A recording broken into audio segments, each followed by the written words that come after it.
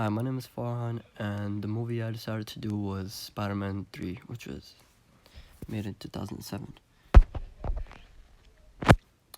Director and writer.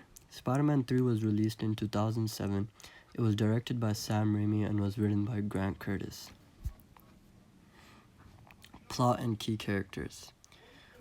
Key characters are Peter Parker, which is Spider-Man, Eddie Brock, who's Venom, Flint Marko, who is Sandman, and Harry Osborn, who is the Green Goblin. Okay, so the plot.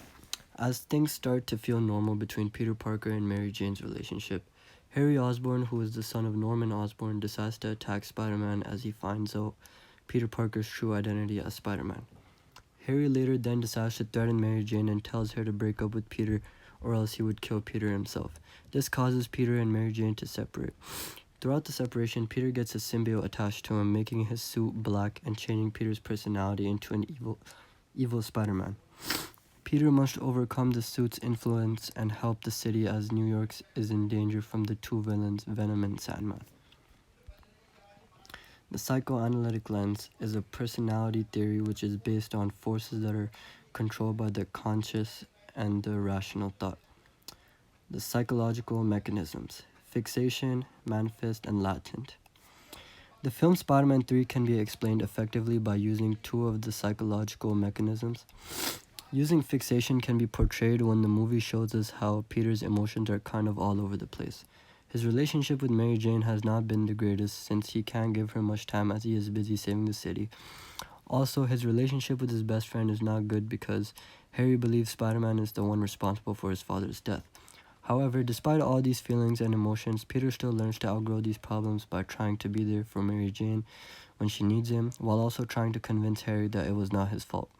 Manifestation is shown when Peter's unconscious mind manifests into the conscious mind in disguise of his symbiote form. In the movie, when Peter finds out that Harry is behind the whole Mary Jane situation, Peter goes and violently attacks his friend Harry, leaving him with a half-burnt face for the rest of his life. As Peter is standing over Harry, Peter starts to talk about how Harry's father never loved him and that he hated him. Peter says, "He despised you. You're an embarrassment to him." He also goes on to say, "Look at little Goblin Jr. Gonna cry." This is Peter just disrespecting Harry and his father by calling him Goblin Jr. since Harry's father was the Green Goblin in Spider-Man 1.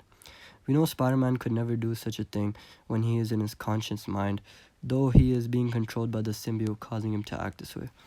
Peter also finds out the truth about his Uncle Ben's killer, and instead of just finding him and putting him in prison like Spider-Man normally does to criminals, Spider-Man with the symbiote suit wants to find Uncle Ben's killer with the intent to kill, and we know Spider-Man does not kill. After he thinks he killed Flint Marko, who is the Sandman, he goes and tells his Aunt May that Spider-Man killed him, expecting her to be happy. Instead, she was shocked that Spider-Man killed someone and said, "Spider-Man doesn't kill people." As Peter sees this, he asks why she is not happy, and Aunt May says, "Uncle Ben meant the world to us, but he wouldn't want us living 1 second with revenge in our hearts. It's like poisoning." This shows Peter's hatred towards this killer before the symbiote was in his unconscious mind, but as soon as the symbiote took over, Peter's unconscious mindset got brought into his conscious mind. The archetypal lens. The archetypal lens focuses on terms used to describe symbols, archetypes, and images.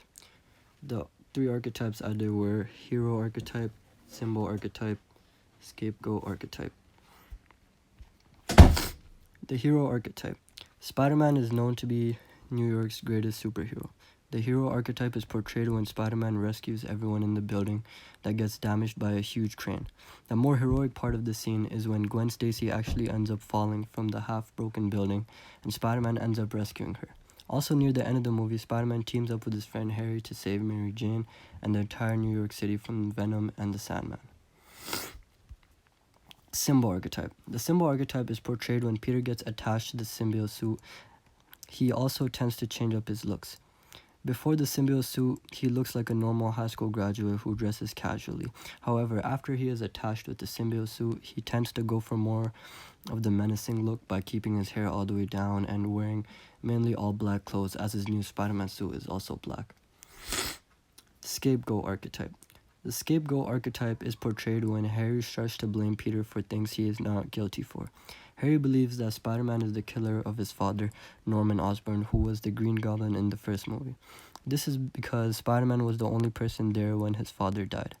Little does Harry know that Norman Osborn ended up killing himself with his own glider in the intent of killing Spider-Man. Peter even tries to explain all this to Harry, but Harry just does not want to believe Peter.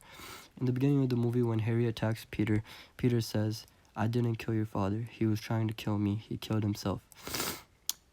Which Harry just responds with, "Shut up." And that's all. Thank you for listening.